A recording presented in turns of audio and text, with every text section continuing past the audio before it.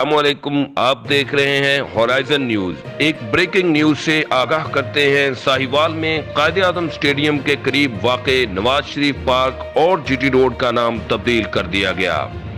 تفصیلات کے مطابق 15 اگست 2019 میں ایک ریلی کے دوران کشمیر سے محبت کا اظہار کرتے ہوئے وزیر اعلیٰ پنجاب نے یہ اعلان کیا تھا کہ ساہیوال میں واقع نواز شریف پارک اور جی ٹی روڈ کا نام تبدیل کر دیا جائے گا، اور آج یہ وعدہ وفا ہو گیا۔